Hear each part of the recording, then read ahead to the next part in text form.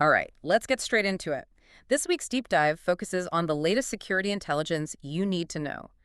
The PortalFuse Weekly Security Report for April 2nd through 8th, 2025. And of course, the corresponding Microsoft April Patch Tuesday updates. Exactly. For you seasoned Intune administrators joining us, we're bypassing the fundamentals and drilling down into the actionable specifics. Yeah, you're likely already navigating a flood of security information. Our goal is really just to efficiently extract what demands your immediate attention. No fluff. Agreed. This is a significant batch of updates, and for those managing complex Intune environments, understanding the critical vulnerabilities and their potential impact is paramount. We'll be dissecting the vulnerability categories and individual CVEs, keeping a sharp focus on the implications for your managed endpoints. Sounds good. Where do you want to start? Let's start with the PortalFuse Weekly Security Briefing. This gives us that structured overview, categorizing the vulnerabilities identified this week. Right, the usual groupings. Elevation of privilege, info disclosure, security feature bypass. Yep, and notably, the briefing highlights Chromium vulnerabilities affecting Microsoft Edge. Although the detailed CVEs for those are in the subsequent update report as usual. Correct. It's a good initial sweep, though, just to understand the threat landscape for the week. It is. Think of the briefing as like the initial intel brief. It highlights the key areas where vulnerabilities have popped up, allows for a rapid assessment. And then the subsequent PortalFuse Weekly Security Update report delivers the granular intelligence. Right, the specific CVE numbers, the affected KBs, everything needed for remediation planning. Exactly. And that security update report covering the same April 2nd to 8th window, that's where we find the real substance. And what makes it so valuable, particularly for Intune admins, is that consolidation of information, right, from MSRC, from Microsoft support docs. Precisely. It streamlines that often time-consuming process of identifying the relevant KB articles and update packages. No more piecing things together from all over the place. Yeah, that centralized approach significantly enhances efficiency. You're not monitoring multiple streams and trying to correlate findings. It's all just presented cohesively, enables a much quicker and hopefully more accurate evaluation of the potential risks. And the specific steps needed to mitigate those risks on your Intune managed devices. Okay, let's get into the details. Starting with elevation of privilege vulnerabilities. There's a substantial number this week. Yeah, notice that too. Might indicate a particular area of focus for researchers or maybe exploitation. First one, CVE 2025-29812. This affects the DirectX graphics kernel. Ah, the untrusted pointer dereference in Windows kernel memory. That's the one. Local attack vector requires basic user privileges, but crucially, no user interaction needed post-compromise. Yeah, and a CDSS score of 7.8. That definitely needs attention. The corresponding security update KBs are KB 505-5523 for Win Server 2025 and Win 11 24H2. And KB 505-75523 for Win 11, 23H2, and 22H2. Plus KB 505-527 for Server 2022 23H2 Server Core and KB 505-526 for Server 2022 Standard and Core. The fact it doesn't require user interaction after initial access, even with low privileges, that's a significant risk for lateral movement privilege expansion. Absolutely. A CVSS of 7.8 for an EOP with no user interaction required post-foothold is, well, it's a red flag. Definitely. Means even limited access could potentially be escalated quite significantly without any further user involvement. And the breadth of affected OSs just underscores the need to prioritize deploying these specific KBs. Across a wide range of your Intune managed devices, yeah. Okay. Next, we have CVE 2025-29811. This one targets the Windows Mobile Broadband driver. Improper input validation. Right. Again, local attack vector, low privilege is specified, and no user interaction. Classified under CWE 20, which is that improper input validation, and also CWE 122, indicating a heat-based buffer overflow. The fixes are in KB 505-5523 for Win 11 24H2 and Server 2025. KB 505-5527 for Server 2022 23H2 Server Core, and KB 505-5528 for Win 11 23H2 and 22H2. And the report mentions associated build numbers for specific OS versions. Post-patch verification is key there. Definitely need to check those builds in your Intune environment to confirm remediation. The combination of improper input validation and a heat-based buffer overflow in a driver handling network connectivity, that's a concerning attack surface. Low privileges, no user interaction. Means even less privileged processes could potentially trigger this and escalate. Can't overstate the importance of verifying those specific build numbers after applying the KBs. It's really the only definitive way to know the fix is correctly applied. Then there's CVE 2025-27728. and out-of-bounds read in the Windows kernel mode driver. Local vector, low privs, no user interaction again. The update is in KB 505555523, specifically for Windows 11 24H2 and Windows Server 2025, build 10.0.2610.3775. That specific build number is the key marker for this particular fix. And out-of-bounds reads in kernel drivers. They can often be chained, can't they? Precisely. Might not lead directly to privilege escalation itself, but it can provide valuable info about memory layout, potentially leak sensitive data. Which then facilitates further exploitation through other vulnerabilities, a stepping stone. Exactly. The specificity of the build number just highlights the granular nature of these kernel fixes and the need for precise patch management in Intune. We also have CVE 2025-27492 affecting Windows Secure Channel. This is a race condition. Improper synchronization on shared resources, right? Yeah. Local attack vector, but user interaction is possible in this scenario, and the potential outcome is significant. Could lead to domain admin privileges, according to the report. That's serious. Very. Updates are in KB 5055523 for Server 2025 and Win 11 24H2, KB 5055526 for Server 2022, and KB 5055528 for Win 11 22H2. Specific build numbers associated again, naturally. The possibility of hitting domain admin from a local vuln, even when needing some user interaction, that should immediately raise the priority for patching domain joined systems via Intune. Absolutely. Any vulnerability potentially granting DA rights is top concern in an enterprise.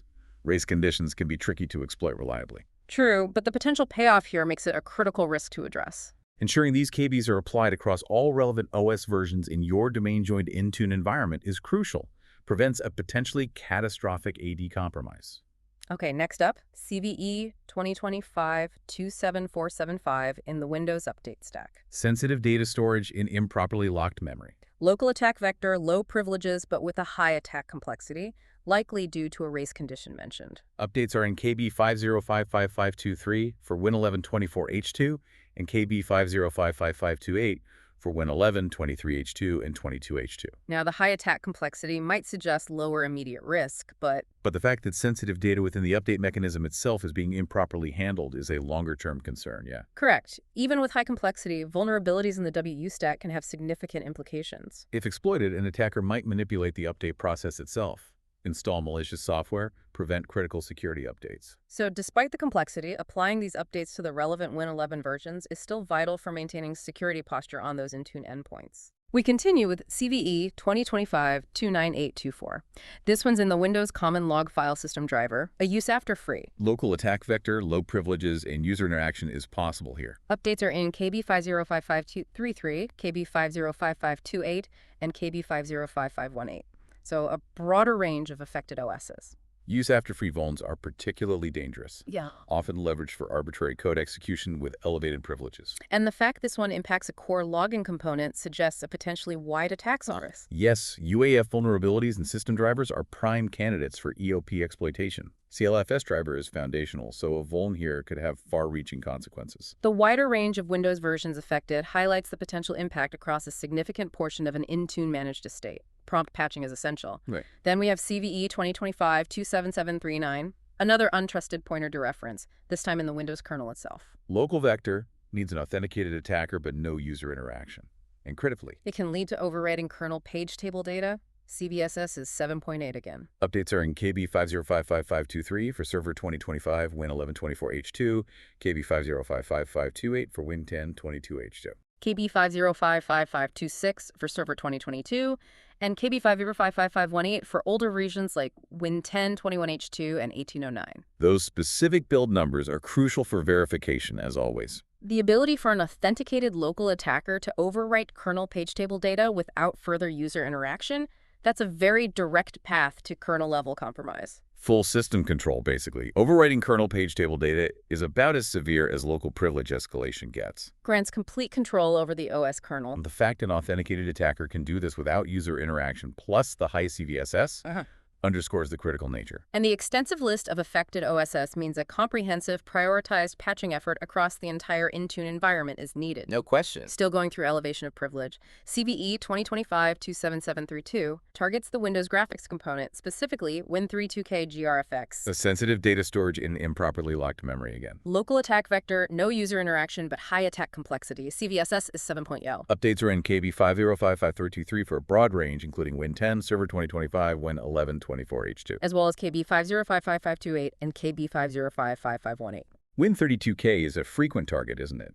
Due to its close interaction with user mode processes. Makes vulnerabilities there potentially exploitable for escaping sandboxes or escalating privileges. Yes, Win32K has historically been a rich source of vulns due to those complex interactions.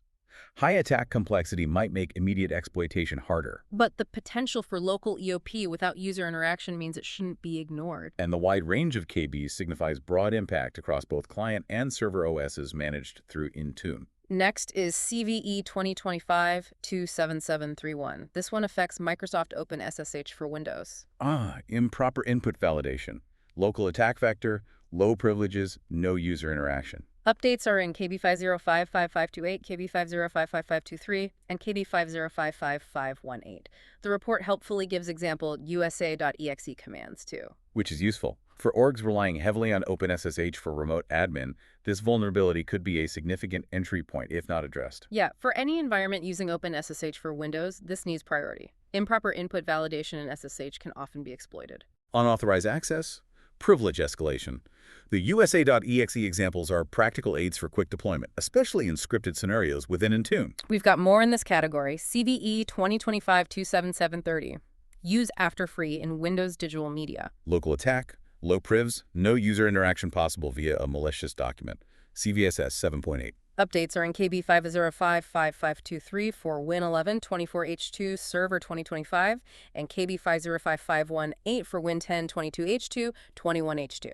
The report mentions CWE 416 UAF and CWE 415 double free, highlighting the memory corruption issues. The fact it can be triggered by just opening a document underscores the importance of patching and user awareness about malicious files. Exactly. The presence of both UAF and double free in a widely used component like Windows Digital Media is a significant concern. Ability to trigger via malicious doc, no interaction beyond opening it, makes it a plausible attack vector. CVSS 7.8 reflects the potential impact. Timely patching is critical. Almost through EOP, CVE 2025-27478, heap-based buffer overflow in Windows Local Security Authority LSA. Local vector, low privs, no user interaction, but high attack complexity. Updates in KB 5055528, KB 5055523, and KB 5055518. High attack complexity offers some comfort, but Buffer overflows in a core security component like LSA can have severe consequences for local auth and security policy enforcement if exploited. right.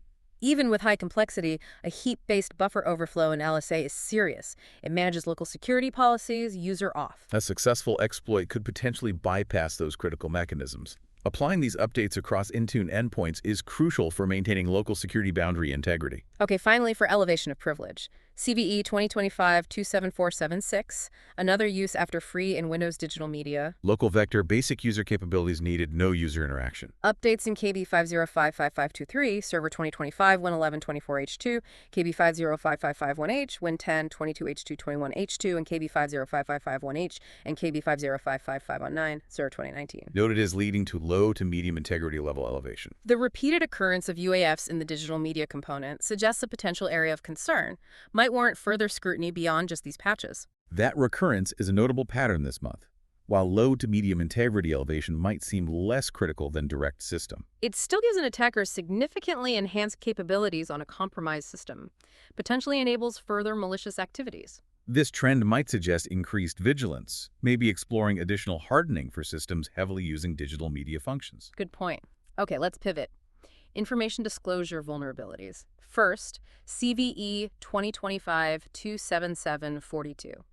Out of bounds read in NTFS. Local attack vector requires user interaction here, mounting a crafted VHD specifically. CVSS is 5.5, but high confidentiality impact. Updates in KB 5055528, KB 5055523, and KB 5055518. Absolutely. While needing user interaction limits immediate risk somewhat, the high confidentiality impact of an NTFS OB read is significant. Exploitation could lead to unauthorized disclosure of sensitive data on the volume. So, alongside patching, reinforcing user awareness about mounting untrusted VHDs is crucial. Next is CVE 2025-27738 in the Windows Resilient File System ReFS improper access control. Network-based attack vector this time. No user interaction, low privileges needed. Impact is high confidentiality loss, but no integrity or availability impact. Interesting. The fix is disabled by default. KB 5058189 is mentioned for enabling via registry key.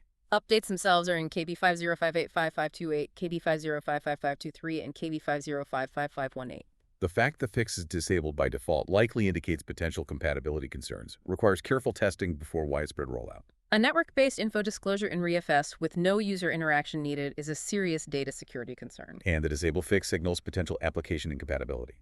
Admins need to evaluate ReFS usage, test thoroughly and non-prod before considering enabling that fix via registry. It's that ongoing balance between security and operational stability, isn't it? Always. Lastly, for info disclosure, CVE 2025-27736 in the Windows Power Dependency Coordinator. Exposure of sensitive information. Local attack, user interaction possible, CWE 200, CVSS 5.5. Updates are in a wide range of KBs. KB 5055528, KB 5055523, KB 5055518, KB 5055527, KB 5055521, and KB 5055518. Broad range suggests a fairly pervasive issue across different Windows versions. Potential exposure of sensitive info through a core system component like this, even with possible user interaction, could give attackers valuable intel, reconnaissance, for their exploitation. Yeah, even seemingly minor info leaks can be pieced together. The extensive KB list emphasizes the widespread nature and importance of applying these updates across diverse Windows installs to minimize unintended data disclosure risk. Okay, moving on to security feature bypass vulnerabilities. We have CVE 2025-29809 in Windows Kerberos. Insecure storage of sensitive information. Local vector, low privs, no user interaction. Specifically mentions bypassing Windows Defender Credential Guard, classified as CWE 922. Updates in KB 5055528, KB 5055523, and KB 5055518, and if a VBS rollback policy is used. Revert Report advises redeployment after applying this update. A credential guard bypass is a significant concern, weakens a key security boundary. Absolutely. A successful credential guard bypass seriously degrades system security posture. It's a critical protection against credential theft. Insecure storage of Kerberos info could let a local attacker retrieve credentials, potentially move laterally. And the recommendation to redeploy the VBS rollback policy underscores the need to ensure security configs relying on VBS are properly reestablished post-update, maintain that intended protection level. The other security feature bypass is CVE 2025-27737, Windows Security Zone Mapping. Improper input validation. Local vector, user interaction required via a crafted URL. No prior privileges needed, low attack complexity. Potential for privilege elevation, too. Updates in KB 505055528, KB 5055523, KB 5055518, and KB 5055526. Even with user interaction needed via URL, the low complexity and potential EOP mean it could be relatively easily exploited if a user is tricked. So applying these updates is essential to prevent attackers leveraging this to circumvent security zone restrictions and maybe gain higher access. Let's examine the denial of service vulnerabilities now. Start with CVE 2025-26651, affecting the Windows Local Session Manager, LSM. Exposed dangerous method function. Network-based vector, low privileges, no user interaction. Can lead to total loss of availability. Update is in KB 5055553 for Win11 Server 2025, also included in KB 5055528. Report provides an example USA.exe command for this too. A network-based DOS against a core component like LSM, especially one not needing auth or user interaction, poses a significant risk to system stability and uptime. Yeah, a network DOS against LSM, triggerable by a low-priv attacker without interaction, is a serious availability concern. The USA.exe command helps rapid deployment. Should be prioritized. Network vector, no user interaction, no privileges required, also total loss availability potential. Updates in KB 5055528, KB 5055523, and KB 5055518. Report recommends rate limiting and firewall rules as additional mitigation. A DOS vuln in a core web services component like HTTP.sys, exploitable remotely without auth. That's high severity impacting web service availability. Absolutely. The suggestions for rate limiting and firewall rules provide important defense in depth alongside the essential patching. Right. Then we have CVE 2025-27471 in the Microsoft streaming service.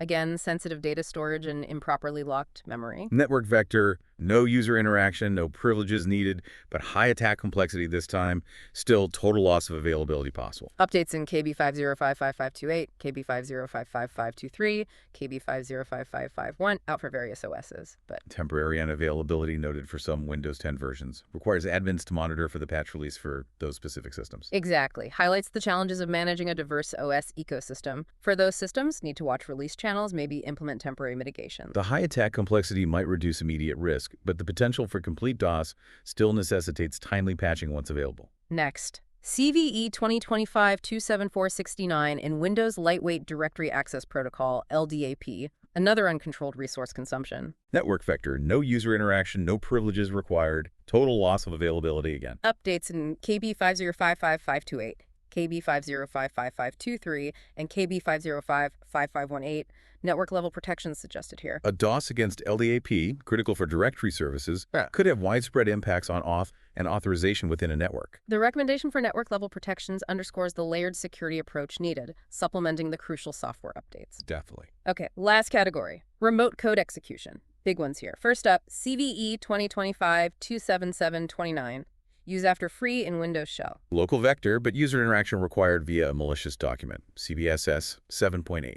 Updates in KB 5055523 for Server 2025 Win 1124H2 and KB 5055518 for Win 1022H2. While requiring local access and user interaction limits it somewhat, a CVSS of 7.8 indicates significant potential for takeover if a user opens that crafted doc. So reinforcing user awareness about untrusted documents remains important alongside patching. Always. Next, a critical one, CVE 2025-27491 and Windows Hyper-V. Use after free, network-based, low privileges needed, user interaction required, accessing a malicious site. Rated critical. CVSS 7.1, high confidentiality, integrity, and availability impact. Updates in a broad range, KB 5055528, KB 5055523, KB 5055523, KB 5055526, KB 505550519, and KB 5055521. Report also mentions a race condition involved. Given Hyper-V's critical nature, this demands immediate attention. Absolutely. A network RCE in Hyper-V, even needing a user to hit a bad site, is extremely serious for virtualized environments. Exploitation could mean host or guest VM compromise. Significant data breaches, service disruptions. A wide range of affected OSs and the critical rating underscore the urgent need to apply these updates across all relevant systems via Intune. A network vector, low privs, user interaction needed connecting to a compromised server. CVSS 8.0, high CIA. Updates in KB 5055528, KB 5055523, and KB 5055518. The report rightly emphasizes secure RDP config and keeping clients updated as best practice. Which is crucial, with RDP being so widespread. An RCE vuln on the client could compromise systems if users connect to malicious or compromised servers. Even if the client is patched, right, if they connect to a bad server. Exactly. Secure RDP configs like NLA and keeping the client's software updated are vital preventative measures. We've got two impacting the Windows telephony service. First, CVE 2025-27481, stack-based buffer overflow. Network vector, user interaction needed, connecting to a malicious server, no prior privileges needed, high CVSS, 8.8 across CIA. Updates in KB 5055528, KB 5055523, and KB 5055518. Report advises on risks of connecting to untrusted servers. An RCE with such a high CVSS in a network-facing service like telephony, triggerable just by connecting to a malicious server without creds. That's a very serious threat. Threatens confidentiality, integrity, availability. It's extremely critical. Users should be strongly advised against connecting to any untrusted telephony servers. Applying these updates should be top priority. The second telephony service vuln is CVE 2025-27477, heap-based buffer overflow this time. Network vector, user interaction needed, sending requests to malicious server. Again, no prior privileges. CVSS also 8.8, high CIA. Updates again in KB 5055528, KB 5055523, and KB 5055518. The presence of two high-severity RCEs in telephony service in the same patch cycle highlights a potentially significant area of concern. Warrants close monitoring. Agreed.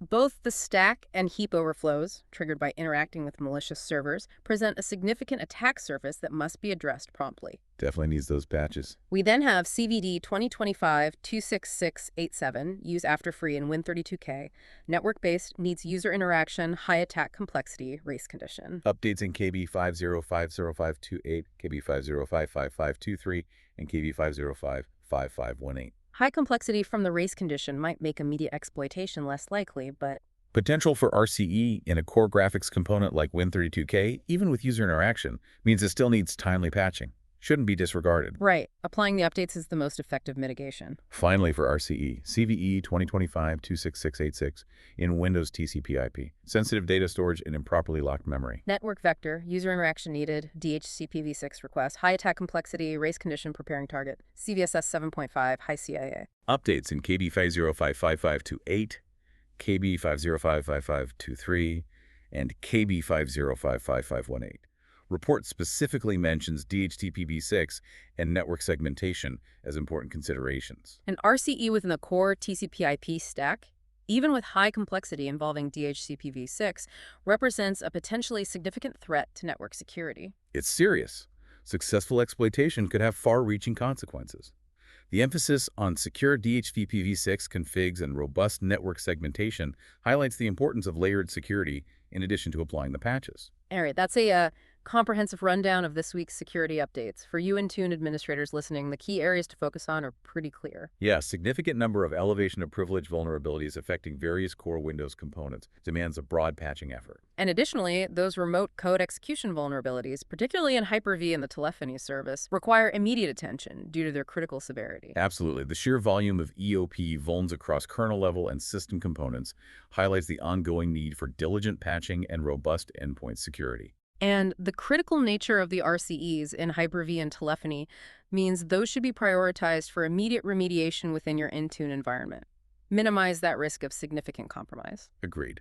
So to summarize the immediate actions. You'll want to prioritize applying KB 5055523, KB 5055528, and KB 5055518.